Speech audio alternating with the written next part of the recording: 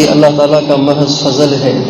کتنے دنیا میں مسلمان آج بھی ہیں جو رمضان کی ان رحمتوں اور برکتوں سے محروم ہیں، روزوں سے محروم ہیں، تراویح سے محروم ہیں اور نمازوں سے محروم ہیں۔ کتنے مسلمان ایسے ہیں کہ جنہوں نے رمضان میں روزے نہیں رکھے، رمضان میں تراویح نہیں پڑھی۔ اللہ تعالیٰ نے ہمیں روزوں کی توفیق عطا فرمائی اور تراویح کی توفیق عطا فرمائی، اور اپنے ایک مقدس اور اپنے ایک مقرب بندے کی صحبت میں آنے کی توفیق عطا فرمائی۔ یہ دولتیں اللہ تعالیٰ ہر ایک کو نہیں دیتے، جس پہ نظر خاص ہو اس کو اللہ عطا فرماتے ہیں۔ اللہ تعالیٰ فرماتے ہیں اللہ یجتبی الیہ من یشاء ویہدی الیہ من ینیب۔ اللہ تعالیٰ جس پر نظر کرم فرماتے ہیں اسی کو نیکی پر چلنے کی توفیق نصیب ہوتی ہے۔ ہم گنے چنے لوگ ہیں جن کو اللہ تعالیٰ نے اس زمانے کے ایک ولی کامل کی صحبت میں آنے کی توفیق عطا فرمائی ہے۔ اہل اللہ کی صحبت دنیا کی بڑی بڑی نعمتوں میں سے ایک عظیم الشان نعمت ہے۔ جسے یہ نصیب ہو جائے اس کے وارے نیارے ہو جاتے ہیں، جسے یہ نصیب ہو جائے اس کے نصیب کھل جاتے ہیں، جسے یہ نصیب ہو جائے اس کی دنیا بھی اچھی ہو جاتی ہے، اس کی آخرت بھی اچھی ہو جاتی ہے۔ جسے یہ نصیب ہو جائے وہ اللہ تعالیٰ کی رحمت سے بہرہ مند ہوتا ہے۔ جسے یہ نصیب ہو جائے وہ محرومی سے محفوظ ہو جاتا ہے۔ اللہ تعالیٰ کے نبی کا ارشاد ہے ہم قوم لا یشقی بہم جلیسہم، یہ اہل اللہ ایسے لوگ ہیں کہ جن کے ساتھ صرف بیٹھنے والا صرف ان کے ساتھ کچھ وقت گزارنے والا وہ بھی اللہ کی رحمت سے محروم نہیں ہوتا۔ اللہ تعالیٰ کا کتنا بڑا احسان ہو گیا کہ ہم یہ سارے سال کے عظیم الشان 10 دن لے کر ہم اللہ تعالیٰ کے ایک نیک بندے کی خدمت میں آئے ہیں۔ اس سے بڑی اور کیا سعادت ہو سکتی ہے؟ اس پہ ہمیں اللہ تعالیٰ کا شکر ادا کرنا چاہیے اور روزانہ شکرانے کی 2 رکعت پڑھنی چاہیے کہ اللہ اگر تو ان ایام میں بھی مجھے کاروبار میں لگا دیتا، ان ایام میں بھی مجھے دنیا داری میں لگا دیتا، بیوی بیمار ہو جاتی، بچے کا حادثہ ہو جاتا، بچہ سیڑھی سے گر جاتا، میں پھسل جاتا، میری ٹانگ ٹوٹ جاتی، یہ ساری رکاوٹیں میرے اور آپ کے ساتھ بھی آ سکتی تھیں۔ اور بہت سے ایسے تھے کہ جن کو آنے کی طلب بھی تھی، وہ یہاں سارا سال اس تمنا میں گزار رہے تھے کہ رمضان کا آخری عشرہ آئے گا، ہم حضرت جی کے پاس جائیں گے، وہاں جا کے ایمان بنائیں گے، اللہ کی محبت کو حاصل کریں گے۔ لیکن عین وقت پہ ایسے حوائل حائل ہو گئے، ایسے موانع پیش آ گئے کہ وہ آنے سے رہ گئے۔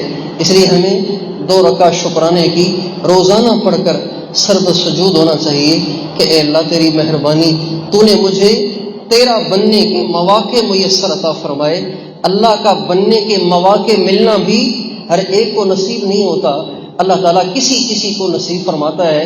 نبی کریم صلی اللہ علیہ وسلم کے ایک صحابی ہیں حضرت عبداللہ ابن مسعود رضی اللہ تعالیٰ عنہ، ان کا ارشاد ہے کہ جیسے اللہ نے اپنے نبی کا انتخاب فرمایا ایسے ہی اپنے نبی کی صحبت کے لیے صحابہ کا بھی انتخاب فرمایا۔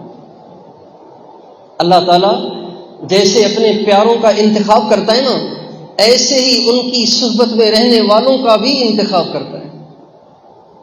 پھر یہ بات الگ ہے کہ صحبت میں رہنے والے بعض تو مستفید ہوتے ہیں اور بعض محروم ہوتے ہیں۔ اللہ ہمیں مستفید ہونے والوں کے زمرے میں ڈالے، اللہ ہمیں محروم ہونے والوں کے زمرے میں نہ ڈالے۔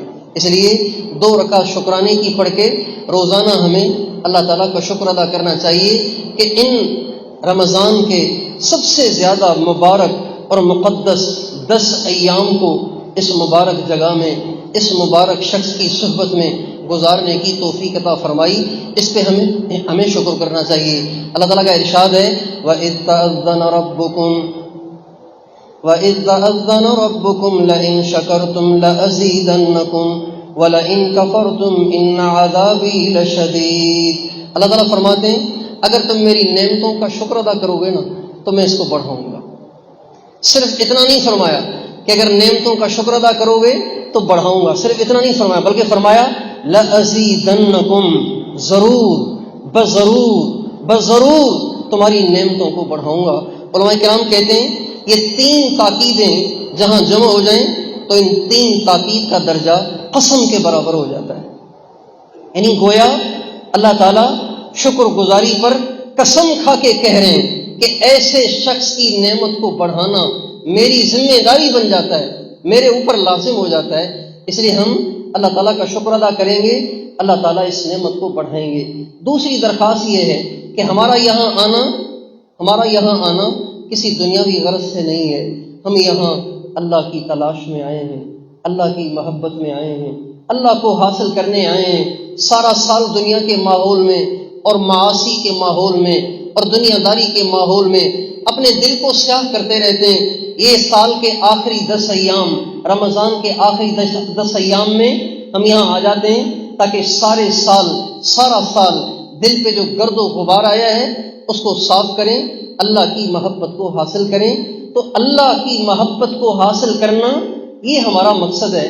یہ سارا مجمع سالکین کا مجمع ہے، اللہ کے متلاشیوں کا مجمع ہے، اللہ کے طالبوں کا مجمع ہے، اللہ کو ڈھونڈنے والوں کا مجمع ہے۔ اب اللہ کو ڈھونڈنا، اللہ کو طلب کرنا، یہ کتنی بڑی بات ہے، کتنی بڑی بات ہے۔ اللہ تعالیٰ فرماتے ہیں وَكَانَ اللَّهُ شَاكِرًا عَلِيمًا، اللہ تعالیٰ بڑے قدردان ہیں۔ ہمارے نبی کا ارشاد ہے حدیث قدسی میں، اللہ تعالیٰ فرماتے ہیں من تقرب الی شبرا تقربت الیہ ذراعا، جو ایک بالشت میرے قریب آتا ہے، ایک بالشت مجھے حاصل کرنے کی کوشش کرتا ہے اور کوشش کرنے میں چلتا ہے، اللہ تعالیٰ فرماتے ہیں میں ایک ذراع، ایک ہاتھ اس کے قریب ہو جاتا ہوں۔ ایک ہاتھ تقریباً 2 بالشت کے برابر ہوتا ہے۔ جو ایک بالشت اللہ کے قریب ہوتا ہے، اللہ 2 بالشت اس کے قریب ہو جاتے ہیں۔ من تقرب الی شبرا تقربت الیہ ذراعا ومن تقرب الی ذراعا تقربت الیہ باعا، جو ایک ذراع، ایک گز، ایک ہاتھ اللہ کے قریب ہوتا ہے، اللہ فرماتے ہیں میں دونوں باہوں کے پھیلاؤ کے برابر اس کے قریب ہو جاتا ہوں۔ اللہ اکبر۔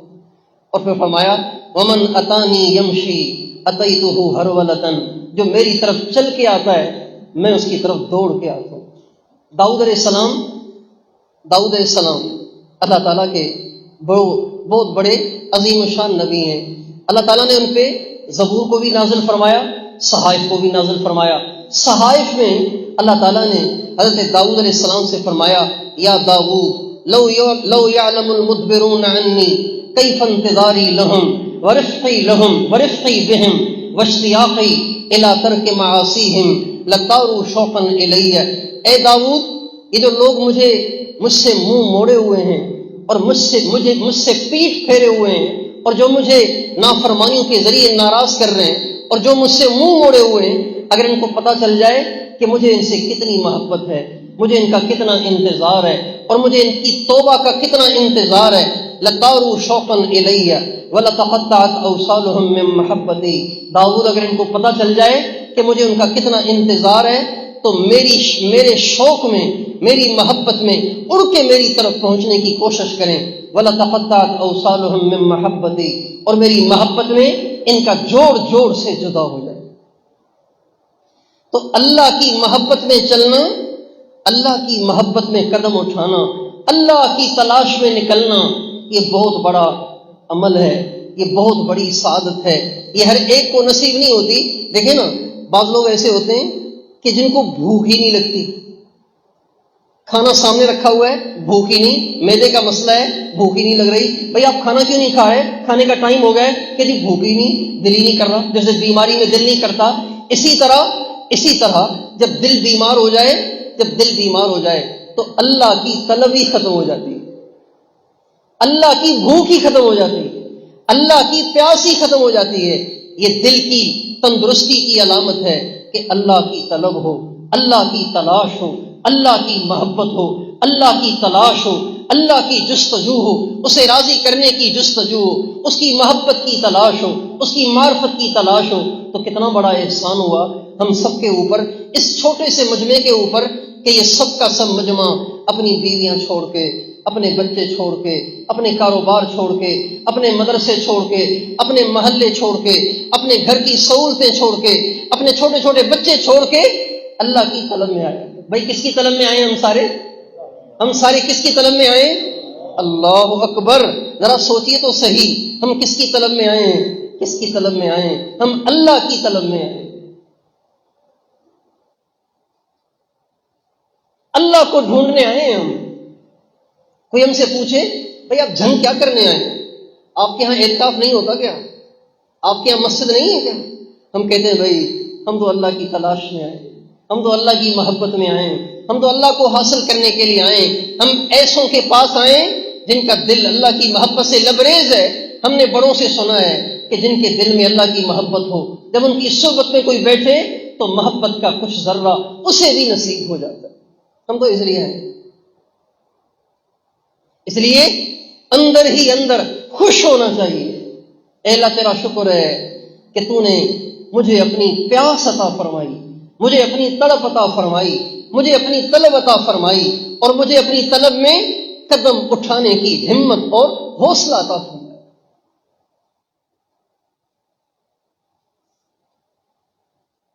اللہ کا شکر ہے۔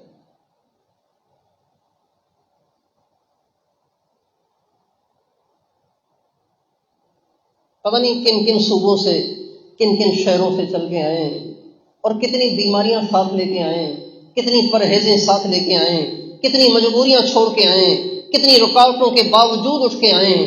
کتنے ایسے ہوں گے کہ جن کے پاس کرائے کے پیسے بھی نہیں ہوں گے، پھر بھی آ گئے، ادھر ادھر سے پیسے جمع کر کے آ گئے، اللہ کی طلب۔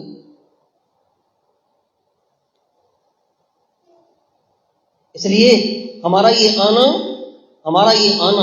بہت بڑا آنا ہے، ہمارا یہ آنا بہت بڑا آنا ہے۔ ہمارے نبی کا ارشاد ہے جب ایک مسلمان دوسرے مسلمان سے اللہ کی وجہ سے ملنے جاتا ہے،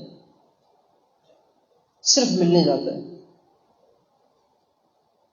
من زار اخا لہ فی اللہ، جو اللہ کے لیے کسی مسلمان سے ملنے جاتا ہے، جب وہ ملنے جاتا ہے تو ایک فرشتہ آواز دیتا ہے، طبت وطاب ممشاک، تو بڑا اچھا آدمی ہے، بڑا مبارک آدمی ہے، تیرا چلنا بڑا مبارک ہے، وتبوأت من الجنۃ منزلا، ارے مسلمان، ایک مسلمان سے اللہ کی وجہ سے ملنے کی وجہ سے تو نے جنت میں اپنا ٹھکانہ بنا لیا۔ اور اللہ کی طلب میں آنا، اللہ کی تلاش میں آنا، اب اندازہ لگائیے کہ یہ کتنا بڑا عمل ہو جائے گا۔ اور یہ جو حدیث میں آتا ہے نا کہ جب آدمی علم کی طلب میں چلتا ہے، علم کی طلب میں چلتا ہے تو فرشتے اس کے قدموں کے نیچے پر بچھا دیتے ہیں، سمندر کی مچھلیاں ان کے لیے دعائیں کرتی ہیں، ہواؤں کے پرندے ان کے لیے دعا گو ہوتے ہیں، اور بلوں میں چونٹیاں ان کے لیے دعا کرتی ہیں۔ یہ صرف مدرسے میں پڑھنے والوں کے لیے نہیں ہے، یہ آپ کے لیے بھی ہے۔ اس لیے کہ اصل علم وہ اللہ سے محبت ہے، اصل علم وہ ایمان کامل ہے، اصل علم اللہ کو جاننا ہے، اللہ کو پہچاننا ہے، یہ اصل علم ہے۔ مسائل کا علم بھی علم ہے، مسائل کا علم بھی علم ہے، تفسیر کا علم بھی علم ہے، حدیث کا علم بھی علم ہے، لیکن حدیث پڑھی اللہ کو نہ جانا، قرآن پڑھ لیا اللہ کو نہ جانا، تفسیروں پہ تفسیریں پڑھ لی اللہ کو نہ جانا، ہدایہ یاد کر لی، قدوری یاد کر لی، کنز الدقائق یاد کر لی، شرح وقایہ یاد کر لی، یہ ساری فقہ کی کتابیں یاد کر لی، لیکن اللہ کو نہ پہچانا تو وہ عالم تھوڑی کہلائے گا،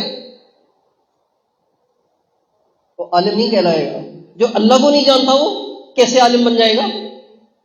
اس لیے اللہ کو جاننے کے لیے قدم اٹھانا، یہ بھی طلب علم میں قدم اٹھانا ہے۔ ہمارے نبی کا ارشاد ہے من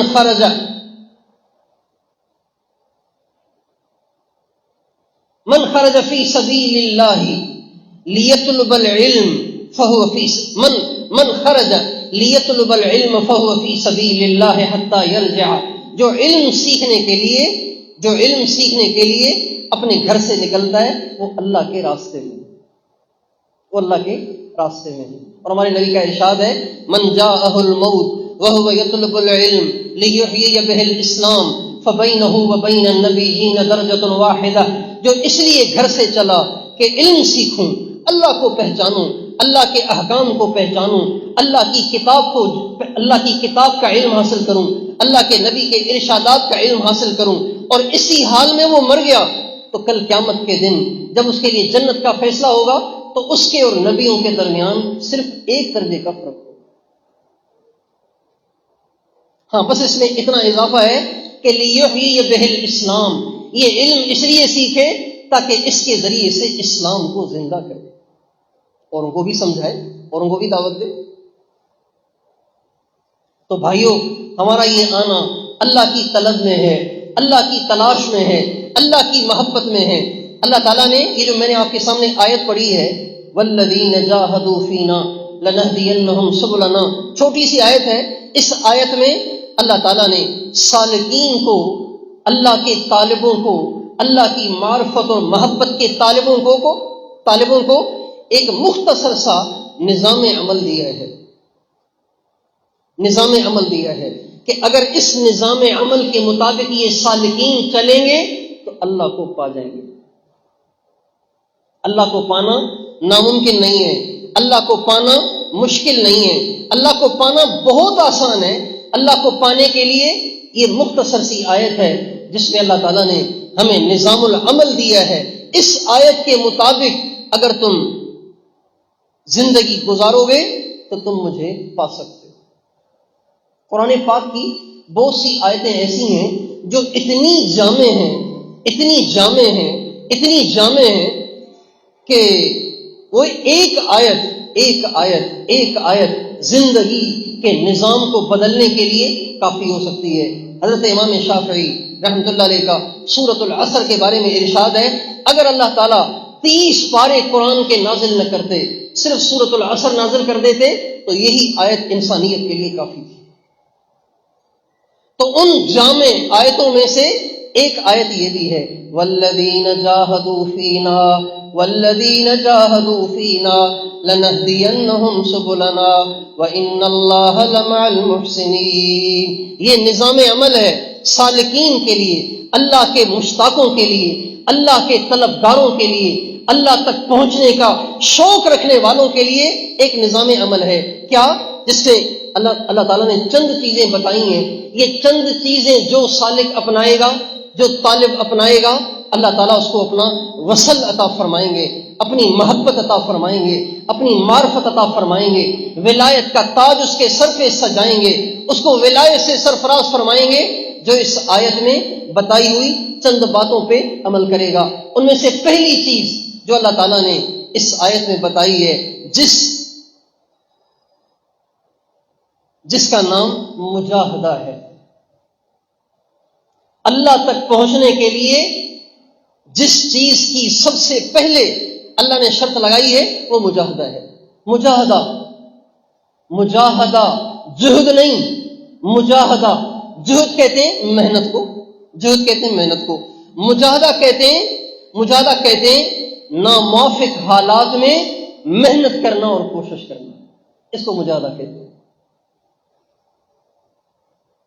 والذین اجتہدوا نہیں، جو جہد کریں گے وہ نہیں، والذین جاہدوا، حالات تو موافق نہیں ہیں، حالات تو سازگار نہیں ہیں، لیکن وہ لگے ہوئے ہیں ہر حال میں، جی چاہے تو بھی لگے ہوئے ہیں، جی نہ چاہے تو بھی لگے ہوئے ہیں، اس کو کہتے ہیں مجاہدہ۔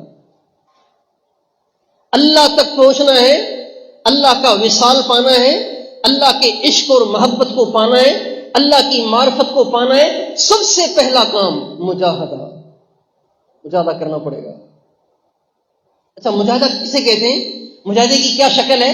مجاہدے کی سب سے پہلی شکل جو از حد ضروری ہے، جس کے بغیر اللہ مل ہی نہیں سکتا، اللہ تک پہنچا ہی نہیں جا سکتا، اللہ پاک تک پہنچنے کا تصور بھی نہیں کیا جا سکتا، وہ ہے گناہوں کو چھوڑنا۔ یہ مجاہدہ ہے. گناہ کرنے کو سب کا دل کرتا ہے، گناہ کرنے کو سب کا دل کرتا ہے، سب کا دل کرتا ہے. نگاہوں پہ کوئی پابندی نہ ہو، جو سامنے آئے اسے دیکھا جائے. کانوں پہ کوئی پابندی نہ ہو، ہر آواز کو سنا جائے. کھانے پہ کوئی پابندی نہ ہو، جو آیا اسے کھا لیا جائے، جو آیا اسے پی لیا جائے، جو آیا اسے بول لیا جائے. کوئی پابندی نہ ہو. انسان کا نفس آزادی چاہتا ہے. تو مجاہدے کی پہلی شکل گناہوں سے اپنے آپ کو بچانا. بھائیو یہ بڑا ضروری ہے. اللہ کو پانے کے لیے گناہوں سے بچنا انتہائی ضروری ہے. جو گناہوں میں چل رہے ہیں اور مراقبے بھی کر رہے ہیں، گناہوں میں چل رہے ہیں، ذکر بھی کر رہے ہیں، مراقبے اور گناہ کر رہے ہیں، اعتکاف بھی کر رہے ہیں، گناہ کر رہے ہیں، تبلیغ میں چلے بھی لگا رہے ہیں، یہ سب دھرے کے دھرے ہیں، دھرے کے دھرے ہیں. اللہ تک پہنچنا ہے، گناہوں کو چھوڑنا پڑے گا. زبان پہ پابندی لگانی پڑے گی، نگاہوں پہ پابندی لگانی پڑے گی، کانوں پہ پابندی لگانی پڑے گی، شرمگاہ کو برائی سے بچانا پڑے گا، اپنے دل کو گندے خیالات سے بچانا پڑے گا، اپنے پیٹ کو حرام کھانے اور پینے سے بچانا پڑے گا. اللہ کا وصال اور گناہوں کی لذت جمع نہیں ہوتے. اللہ کی محبت کا مزہ اور گناہوں کا مزہ جمع نہیں ہوتے. ایک برتن میں پاخانہ اور پیشاب اور خالص دودھ کیسے جمع ہو جائیں گے؟ یہ دونوں جمع نہیں ہو سکتے. اس لیے سالکین اگر اللہ تک پہنچنا چاہتے ہیں، اللہ تک پہنچنا چاہتے ہیں تو سب سے پہلے ان کو گناہوں کو چھوڑنا پڑے گا، گناہوں سے توبہ طائب ہونا پڑے گا. اسی لیے تو ہمارے ہاں ہمارے حضرت جی کی بیعت کے کلمات آپ نے سنے ہوں گے. تو بیعت میں سب سے پہلے توبہ کرائی جاتی ہے. بیعت میں سب سے پہلے توبہ کرائی جاتی ہے. اللہ تک پہنچنے کی نیت کر رہے ہیں تو بھائی پہلے گناہوں سے توبہ تو کریں. گناہ بھی کر رہے ہیں، اللہ کو بھی پانے کی کوشش کر رہے ہیں، یہ کیسے ہوگا؟ گناہوں میں لگنے والے کا رخ مشرقی مغرب کی طرف ہے، اور اللہ کی محبت تو مشرق کی طرف ہے. جو گناہوں میں زندگی گزار رہے ہیں، ان کا رخ اللہ کی طرف نہیں ہے، ان کا رخ شیطان کی طرف ہے، ان کا رخ نفس کی طرف ہے. اس لیے سب سے پہلے تو ہمیں گناہوں کو چھوڑنا پڑے گا. بہت سے ساتھی کہتے ہیں نماز میں مزہ نہیں آتا، مراقبے میں دل نہیں لگتا، قرآن پڑھتے ہوئے آنکھوں میں آنسو نہیں آتے، مراقبے کے لیے بیٹھا نہیں جاتا، ذکر نہیں ہوتا، درود شریف پڑھنے کی توفیق نہیں ہے. اس کی وجہ گناہوں میں منہمک ہونا ہے. اللہ تعالیٰ دو لذتیں کسی کو نہیں عطا فرماتے، یا تو وہ گناہوں کی لذت اٹھائے، یا اللہ کے نام کی لذت اٹھائے، یا تلاوت کی لذت اٹھائے، یا سجدے کی لذت اٹھائے، یا نماز کی لذت اٹھائے، یا اللہ کی محبت میں کھوئے رہنے کی لذت اٹھائے، یا راتوں کی تنہائی کے رونے کی لذت اٹھائے. دونوں لذتیں اللہ نہیں دیتے. اگر اللہ کی محبت کی لذت کو پانا ہے تو گناہوں کی لذت سے دستبردار ہونا پڑے گا. مولانا روم کہتے ہیں چوں خدا خواہی و چوں دنیا دوں، این خیالستو محالستو جنون. ارے اللہ کی طلب میں لگنے والے اور ساتھ ساتھ گناہ کرنے والے، تو کتنا احمق اور پاگل اور دیوانہ ہے کہ گناہوں کے مزے بھی لے رہا ہے اور یہ چاہتا ہے کہ اللہ تک بھی پہنچ جاؤں. یہ کیسے ہو جائے گا؟ این خیالستو محالستو جنون. تو کہیں پاگل تو نہیں ہو گیا کہ گناہوں کی لذت بھی اڑا رہا ہو اور اللہ کی محبت کا مزہ بھی پانا چاہ رہا ہو؟ اس لیے سب سے پہلی مجاہدے کی صورت وہ گناہوں کو چھوڑنا. گناہ نہیں کرنا بھائی، گناہ نہیں کرنا. مراقبہ کوئی 4 گھنٹے کرے گا، کوئی آدھا گھنٹہ کرے گا، لیکن گناہ نہیں کرنا.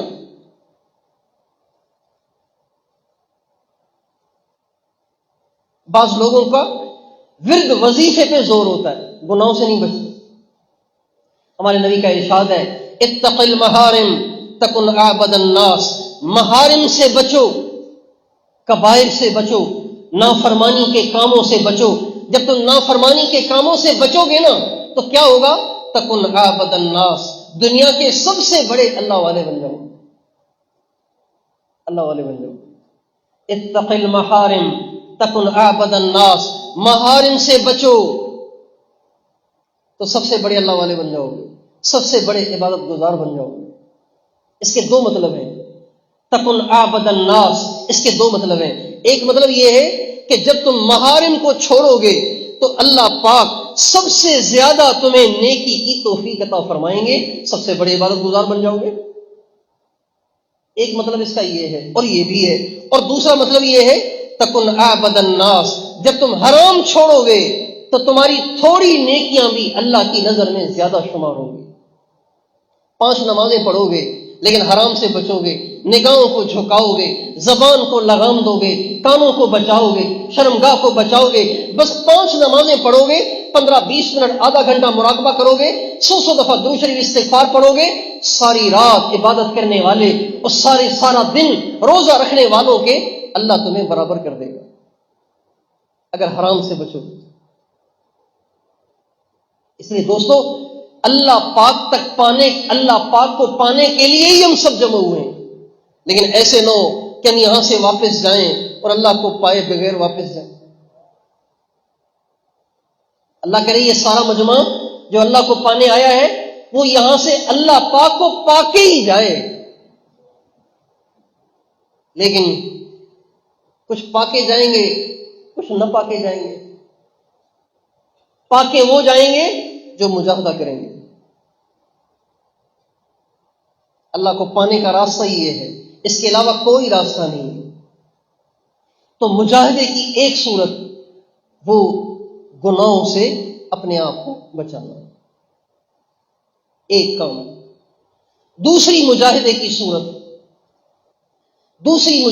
صورت معمولات کی پابندی کرنا. معمولات کی پابندی کرنا. ہمارے معمولات ہیں ہی کیا؟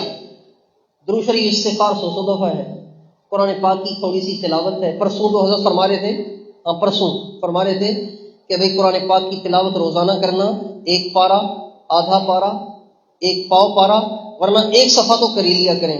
یہ بھی حضرت نے فرمایا پرسوں، 1 صفحے کی بھی بات فرمائی. ہمارے معمولات ہی کیا ہیں؟ ہم لوگ مکہ معظمہ میں تھے، حضرت جی کی زیارت ہوئی، وہاں ملاقات ہوئی، تو میں بیمار تھا، ان دنوں بخار تھا، چلا نہیں جا رہا تھا. تو پتہ چلا کہ حضرت یہی ہیں. تو میں نے کہا معمولات میں ناغہ ہونے لگا ہے اور بیماری ہے، تو چلو اجازت لے کے بد پرہیزی کر لوں، اجازت لے کے اس میں کوتاہی کر لوں. تو میں حضرت کے پاس حاضر ہوا. میں نے کہا حضرت میں بیمار ہوں، بخار ہے. تو بخار بیماری میں معمولات چھوڑنے کی گنجائش ہے؟ اگر اجازت دے دیں کہ معمولات کو چھوڑ دیا جائے. بیمار ہوں، ٹھیک ہو جاؤں گا تو پھر مراقبہ بھی کروں گا، ذکر بھی کروں گا، سارے کام کروں گا. تو حضرت فرمانے لگے ہمارے معمولات ہیں ہی کیا، یہ تو بیماری میں بھی ہو سکتے ہیں. بھائی کیا ہے؟ کون سی دوڑ لگانی ہے، کون سی ریس لگانی ہے، کون سی ہمیں دوڑ لگانی ہے؟ درود ہی تو پڑھنا ہے. آخر بیماری میں ہائے ہائے بھی تو کرتا ہے، تو ہائے ہائے کی بجائے درود ہی پڑھ لے، ہائے ہائے کی بجائے استغفار کر لے. اور جو صورتیں قرآن پاک کی یاد ہو، اٹھ کے بیٹھ کے پڑھ نہیں سکتا، لیٹے لیٹے پڑھ لے. اور مراقبہ تو اتنا آسان ہے کہ گاڑی میں بیٹھے ہوئے آنکھ بند کر لیں، دل کی طرف چلے جائیں، دل کی طرف نگاہ رکھیں، اللہ کی محبت میں گم ہونے کی کوشش کریں. یہی مراقبہ ہے.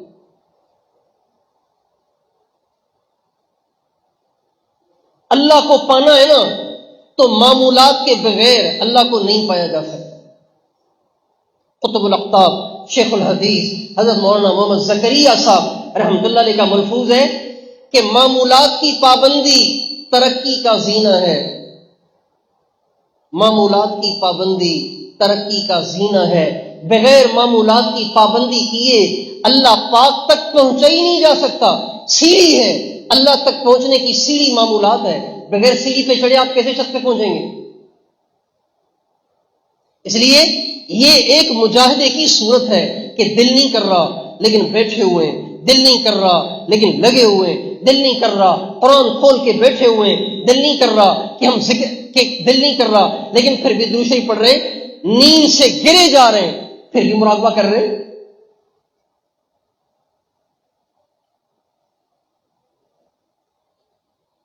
رات حضرت جی نے بتایا نا کہ اس مجمع میں ایک بوڑھا ہے 50 سال سے اس کی تہجد قضا نہیں ہوئی۔ خود حضرت جی کے بارے میں تھی یہ بات، 50 سال سے۔ آپ مجھے بتائیے ان 50 سال میں کیا کوئی سفر نہیں ہوا؟ ان 50 سال میں کبھی بیماری نہیں آئی؟ ان 50 سال میں کبھی تکلیف نہیں آئی؟ ان 50 سال میں کبھی ٹینشن نہیں آئی ہوگی؟ ان 50 سال میں کبھی بے چینی نہیں ہوئی ہوگی؟ ان 50 سال میں کبھی جسم نہیں دکھا ہوگا؟ 50 سال، میری عمر ہے 50 سال، 50 سال، کتنی راتیں، کتنے دن، کتنی سردیاں، کتنی گرمیاں، اس کو اہتمام عمل کہتے ہیں۔ حضرت علی رضی اللہ عنہ ایک دفعہ فرمانے لگے کہ مجھے اللہ کے نبی نے ایک عمل بتایا، جب سے حضور نے وہ عمل بتایا میں نے آج تک اسے نہیں چھوڑا۔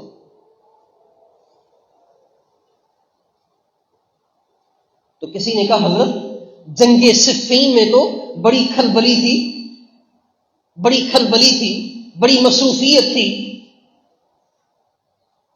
تو جنگ صفین میں تو آپ سے رہ گیا ہوگا نا، جنگ صفین میں تو رہ گیا ہوگا۔ تو فرمانے لگے اللہ کا شکر ہے وہ عمل جنگ صفین میں بھی مجھ سے نہیں چھوٹا، جنگ صفین میں بھی نہیں چھوٹا۔ آپ علیہ الصلوۃ والسلام کی خدمت میں مختلف قبائل کے لوگ مسلمان ہونے آتے تھے۔ جتنے بھی لوگ آپ کی خدمت میں مسلمان ہونے آئے ان میں سب سے زیادہ آپ کو جس قبیلے کے آنے سے خوشی ہوئی وہ تھے بنو ثقیف، طائف والے۔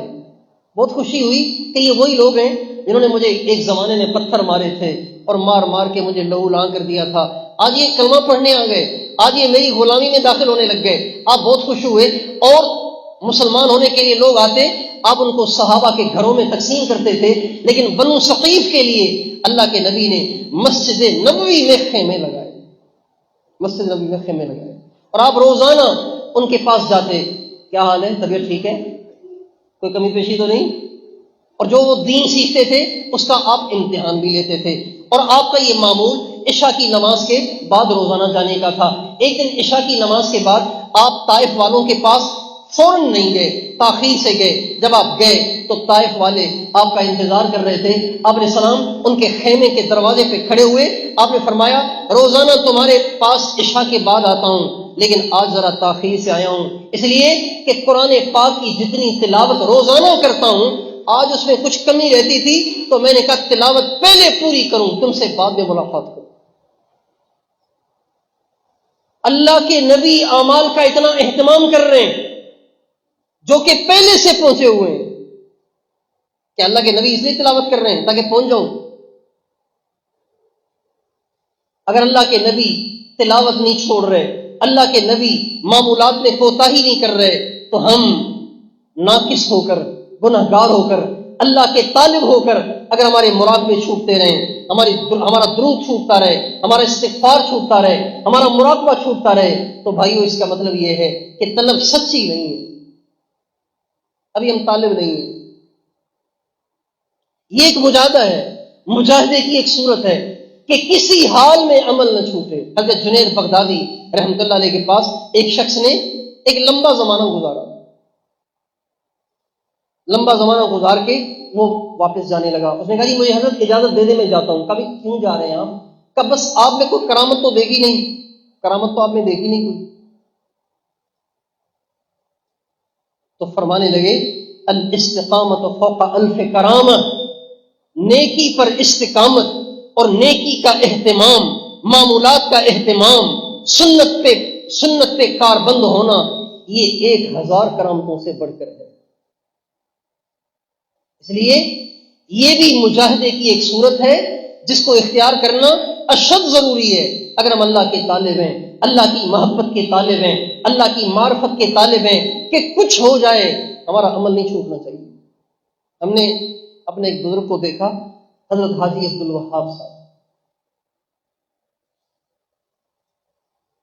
رات کے دو بج جاتے تھے، رات کے دو بج جاتے تھے، وہ اپنا ذکر نہیں چھوڑتے تھے، کیونکہ ان کی زندگی ایک بڑی ایڈوانس تھی، بڑی تیز رفتار تھی، وہ آرام نہیں کرتے تھے، سوتے ہوتے نہیں تھے، بھاگ ادھر بھاگ ادھر جا، ہر وقت ان کی یہ زندگی ہوتی تھی، ان کا دن رات برابر ہوتا تھا۔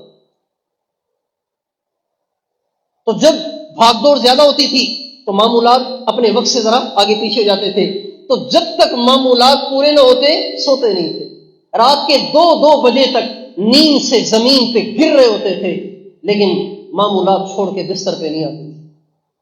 جب انسان اس طرح اعمال کی پابندی کرتا ہے، معمولات کی پابندی کرتا ہے، اللہ پاک اس کو ضرور اپنا وصل عطا فرماتے ہیں۔ تو آپ سارے بھائی، میں آپ کے ساتھ اور آپ بھی سارے بھائی اس کی نیت کریں کہ ہم نے معمولات کچھ بھی ہو جائے چھوڑنے نہیں ہیں۔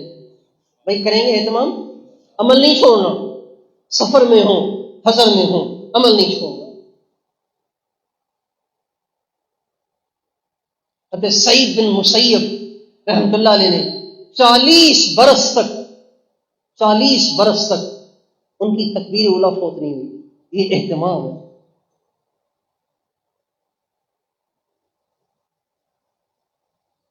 حضرت امام زین العابدین رحمۃ اللہ علیہ روزانہ انتقال تک 1000 رکعت نفل روزانہ پڑھتے تھے، 1000 رکعت روزانہ۔ امام ابو حنیفہ رحمۃ اللہ علیہ نے 40 برس اس طرح گزارے کہ جو وضو عشاء کے لیے کرتے تھے اسی وضو سے فجر کی نماز پڑھ لیا کرتے۔ یہ اہتمام عمل ہے۔ اس لیے میں اور آپ یہ نیت کریں کہ اللہ کو پانا ہے اور مجاہدہ کرنا ہے، گناہوں سے بچنا ہے، معمولات کی پابندی کرنی ہے۔ کریں گے انشاءاللہ؟ معمولات نہ چھوڑیں، کبھی نہ چھوڑیں، کچھ بھی ہو جائے نہ چھوڑیں۔ بچی کی شادی ہے تو انتظام ہوتے رہیں گے، آپ کو کونا پکڑ کے پہلے مراقبہ کریں۔ یقین جانیے اگر آپ روزانہ صبح سویرے ہی اپنے معمولات پورے کر لیا کریں نا، آپ کے ہر کام میں برکت ہوگی، ہر کام میں، سفر میں برکت، کاروبار میں برکت، پڑھنے میں برکت، پڑھانے میں برکت۔ بہت سے علماء شکایت کرتے ہیں کہ جی تدریس کے مشاغل ہی اتنے ہیں کہ مراقبے کا ٹائم ہی نہیں ملتا۔ تو ہم ان سے کہتے ہیں بھائی اگر آپ روزانہ 2 گھنٹے تنہائی میں بیٹھ جایا کریں گے تو آپ کے گھنٹوں میں حل ہونے والا مطالعہ آپ کا منٹوں میں حل ہو جایا کرے گا۔ اب اس کا تجربہ کر کے دیکھیں۔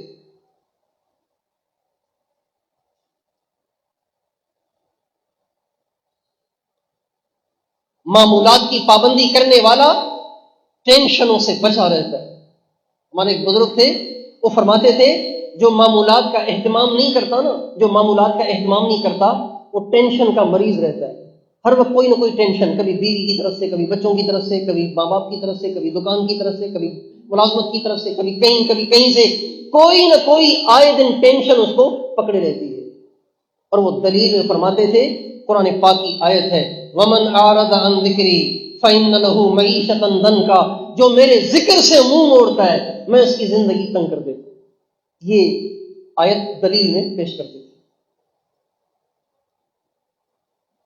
اس لیے آپ فجر سے 1 گھنٹہ پہلے اٹھ جائیں، 1.5 گھنٹہ پہلے اٹھ جائیں، اپنے معمولات اشراق تک پورے کر لیں، پھر آپ دیکھیں سارا دن آپ کا کتنا نفیس گزرتا ہے، کتنا مزیدار گزرتا ہے، کتنا ہلکا پھلکا گزرتا ہے، کتنا خوشبودار گزرتا ہے۔ ہر چیز میں برکت، ہر چیز میں آسانی۔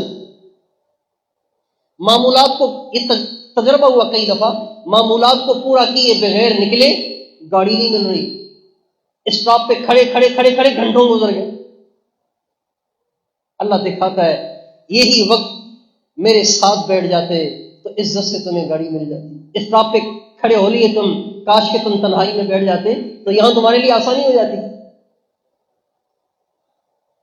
اس لیے معمولات کی پابندی کرنی ہے اور معمولات کا وقت مقرر کر کے اس کی پابندی کرنی ہے۔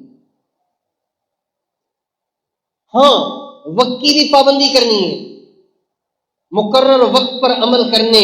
ہمارے بزرگ تھے حضرت مولانا محمد احمد صاحب، وہ فرماتے تھے جب معمولات کا وقت مقرر کیا جاتا ہے، معمولات کا وقت مقرر کر کے ان اعمال کو کیا جاتا ہے، اللہ تعالیٰ کی طرف، اللہ تعالیٰ کے پاس بندے کا اس وقت میں انتظار ہوتا ہے۔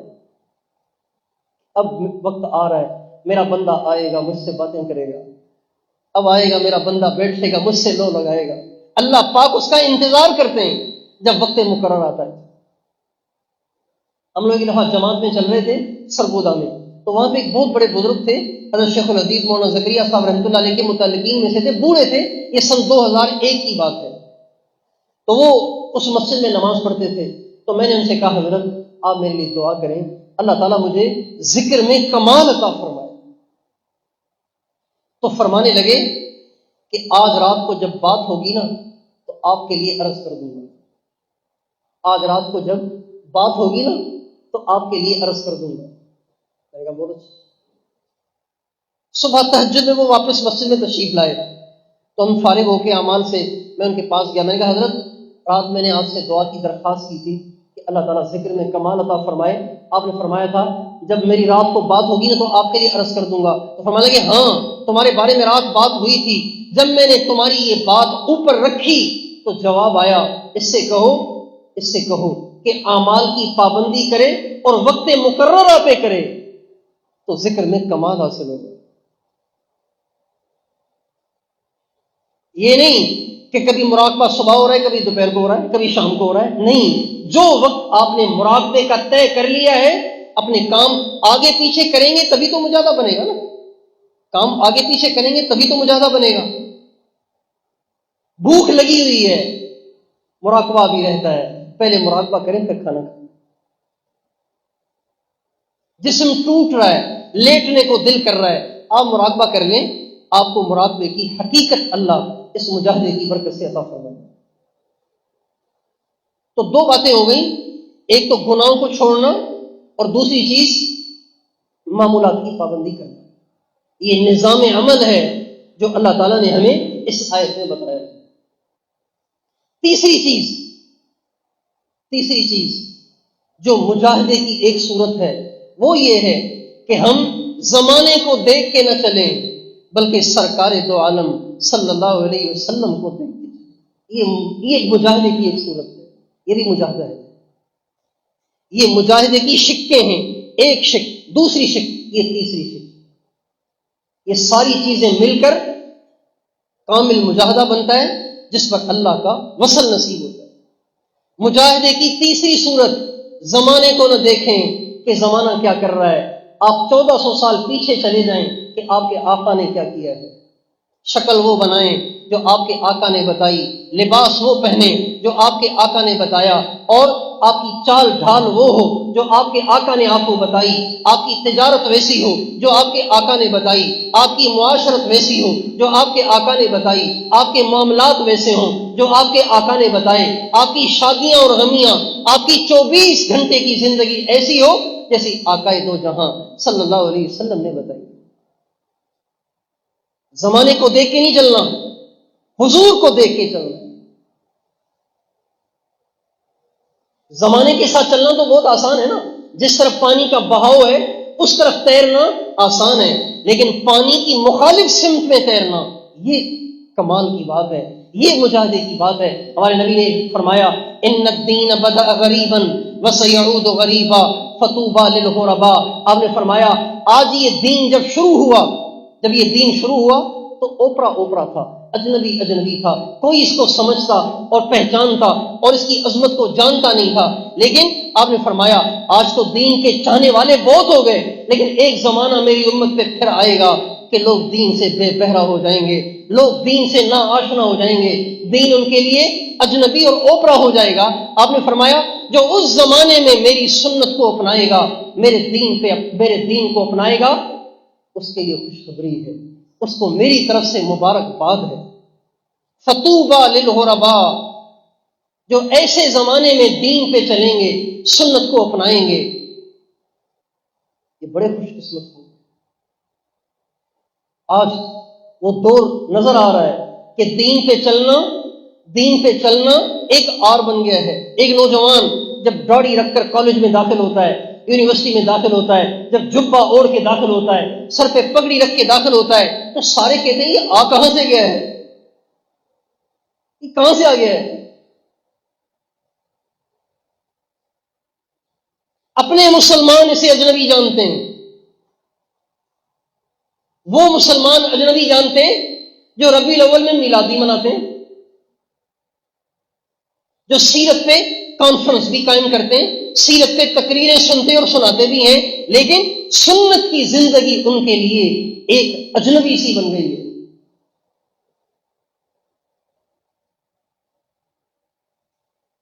ایسے دور میں سنت کو لازم پکڑنا یہ مجاہدہ ہے، یہ مجاہدہ کریں گے تو اللہ ملے گا۔ کچھ بھی ہو جائے اللہ کی نافرمانی نہ ہو، کچھ بھی ہو جائے معمولات میں کوتاہی نہ ہو، کچھ بھی ہو جائے حضور کی سنت میں کوتاہی نہ ہو۔ سنت سے نہیں ہٹنا، سنت سے نہیں ہٹنا۔ بہت سے نوجوان داڑھی نہیں رکھتے، اس لیے کہ بھائی داڑھی رکھیں گے تو رشتہ ہی نہیں ملے گا۔ بہت سی بچیاں پردہ نہیں اوڑھتی، اس لیے کہ پردہ اوڑھیں گی تو کالج جائیں گی تو تانے ملیں گے، عجیب و غریب باتیں سننے کو ملیں گی، عجیب و غریب آوازیں کسی جائیں گی، تو آوازوں کے ڈر سے، تانوں کے ڈر سے وہ برقع نہیں ہوتی، حضور کی سنت کو چھوڑتی۔ اس لیے ہمیں اس بات کو طے کرنا ہے، اگر اللہ کو پانا ہے، اللہ کی محبت کو پانا ہے تو سنت پہ چلنا پڑے گا، سنت پہ کاربند رہنا پڑے گا۔ ہم یہ نہیں دیکھیں گے کہ دنیا کیا کر رہی ہے، ہم تو یہ دیکھیں گے کہ آقا کی سنت کیا ہے۔ تو کبھی کبھی سوچ کے حیران ہوتا ہوں کہ ہمارے حضرت جی دنیا کے جن ملکوں میں پھرے ہیں، ان ملکوں کا تو عجیب ہی حال ہے۔ ایسے ملکوں میں ساری زندگی اسی عصا کے ساتھ، اسی جبے کے ساتھ، اسی پگڑی کے ساتھ، اسی اسٹائل کے ساتھ، ایسے لوگوں کے ساتھ کیسے گزارا کیا جاتا ہے؟ ایسی ایسی لوگ باتیں سناتے ہیں کہ سچ پوچھیں دل چر کے رہ جاتا ہے، ٹکڑے ٹکڑے ہو جاتے ہیں، ایک دم دل اچاٹ ہو جاتا ہے، سارے جذبات ٹھنڈے پڑ جاتے ہیں۔ اللہ اکبر، یہ عشق کا کمال ہے کہ دنیا پتہ نہیں کیا کچھ کہہ رہی ہے، لیکن ہم حضور کے طریقے پہ جمے ہوئے، حضور کے طریقے پہ ٹکے ہوئے۔ دنیا کو اچھا لگے تو بھی ٹھیک ہے، دنیا کو برا لگے تو بھی ٹھیک ہے، ہمیں دنیا سے کیا مطلب۔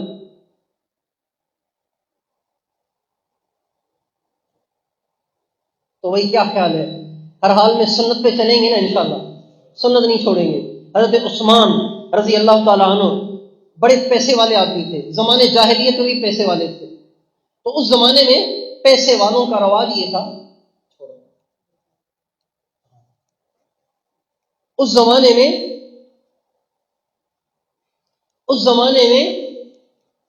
پیسے والوں کا رواج یہ تھا کہ ان کا جو تہبند ہوتا تھا نا وہ اتنا بڑا ہوتا تھا کہ زمین پہ گھسٹ رہا ہوتا تھا، زمین پہ گھسٹ رہا ہوتا۔ حضرت عثمان اپنی خالہ کی دعوت پہ مسلمان ہوئے، حضرت عثمان مسلمان ہوئے اپنی خالہ کی دعوت پہ مسلمان ہوئے۔ جس دن مسلمان ہوئے نا اسی دن ان کا تہبند آدھی پنڈلی تک اوپر چلا گیا۔ جب آدھی پنڈلی تک اوپر تہبند پہنے ہوئے مکے کی گلیوں سے گزرنے لگے تو مکے کے سرداروں نے دیکھا اور کہا عثمان ما هذه العزرت یا عثمان، عثمان یہ تیرے تہبند کو کیا ہو گیا، یہ تیرا تہبند اتنا اوپر کیوں چلا گیا؟ تو وہی ہے جس کا تہبند گھسکتا چلا جاتا تھا اور تیرا تہبند آج اتنا اوپر چلا گیا۔ تو کہنے لگے ہاکذا رأیت عزرت رسول اللہ، کیا کروں اپنے نبی کے تہبند کو ایسے ہی دیکھا، بھائی حضور ایسے ہی کرتے۔ حضرت حذیفہ کا واقعہ تو آپ نے سنا ہی ہوگا، لقمہ گر گیا، اسے اٹھا کے کھایا، آس پاس والے گھورنے لگے، فرمانے لگے اَأَتْرُكُ سُنَّةَ حَبِيبِي لِهَؤُلَاءِ الْحُمَقَاء، کیا ان پاگلوں کی وجہ سے اپنے محبوب کے طریقے کو چھوڑ دوں؟ یہ تین مجاہدے کی صورتیں ہیں، یہ تین صورتیں اختیار کرنا۔ ایک بات تو یہ ہو گئی، دوسری بات جو اس آیت میں اللہ تعالیٰ نے سالکین کو بتائی ہے وہ ہے فینا. فینا ہمارے لیے مجاہدہ کرے لیکن کسی اور کے لیے نہیں، ہمارے لیے کرے، سچی طلب کے ساتھ، خلوص کے ساتھ، جذبے کے ساتھ، ولولے کے ساتھ ہمارے لیے کرے، کسی اور کے لیے نہیں. بہت سے سالکین پابندی سے مراقبے کرتے ہیں، پابندی سے معمولات کرتے ہیں، پابندی سے اسباق لیتے ہیں. کیوں؟ تاکہ آگے جا کے میں بھی خلیفہ بن جاؤں. استغفر اللہ. تاکہ آگے جا کے میں بھی پیر بن جاؤں. نہیں بھائی، فینا اللہ تک پہنچنا ہے تو اس کی شرط اللہ نے لگائی ہے کہ مجاہدہ بھی ہو اور فینا بھی ہو، صرف اللہ کے لیے اور کسی کے لیے نہیں. مراقبے کر رہا ہوں، درود پڑھ رہا ہوں، مجاہدے کر رہا ہوں، سنت پہ چل رہا ہوں، حضرت کے قدموں میں پڑا ہوا ہوں، لیکن اس لیے نہیں کہ مجھے بھی پگڑی پہنائی جائے، اس لیے کہ اللہ کا وصل نصیب ہو جائے. اللہ مل گیا تو سب کچھ مل گیا، اللہ نہ ملا تو کچھ نہ ملا. اللہ کی بھی. ایک ہمارے ایک بزرگ فرماتے ہیں، زمان سلوک میں خلافت کی نیت کرنے والا تصوف اور سلوک کا رہزن ہے، رہزن ڈاکو ہے. اس لیے مجاہدہ بھی کرنا ہے اور فینا اللہ کے لیے کرنا ہے، کسی اور کے لیے نہیں، منصب کے لیے نہیں، عہدے کے لیے نہیں، وجاہت کے لیے نہیں، عزت کے لیے نہیں، بلکہ اللہ کے لیے. اللہ کا وصل نصیب ہو جائے، اللہ کی محبت حاصل ہو جائے. جب یہ چند باتیں جو عرض کی ہیں جب یہ حاصل ہو جائیں گی، اللہ فرماتے ہیں لَنَهْدِيَنَّهُمْ سُبُلَنَا، ضرور یہ ہو ہی نہیں سکتا کہ میں اس کو اپنا وصل نصیب نہ کروں. یہ ہو ہی نہیں سکتا. اس راہ پہ چلنے والا کبھی بھی منزل کے بغیر منزل سے محروم نہیں ہوتا. اس راہ پہ چلنے والا منزل پہ پہنچ کے ہی رہتا ہے اگر یہ کام کر لیتے. تو آپ سارے بھائی اس کی کوشش کریں گے. ایک چیز اسی آیت کے اندر اللہ نے اور بتائی ہے، وَإِنَّ اللَّهَ لَمَعَ الْمُحْسِنِينَ. مگر یہ سارے کام تم خود نہیں کر سکتے جب تک کہ اللہ تمہارے ساتھ نہ ہو.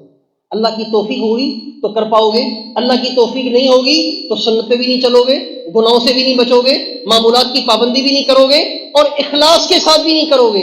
یہ سارے کام تب ہوں گے جب اللہ کی توفیق ہوگی، اور اللہ کی توفیق تب ملے گی جب تم وقوف قلبی سے اوقات گزارو گے. وَإِنَّ اللَّهَ لَمَعَ الْمُحْسِنِينَ. اللہ ساتھ ہے وقوف قلبی والوں کے ساتھ.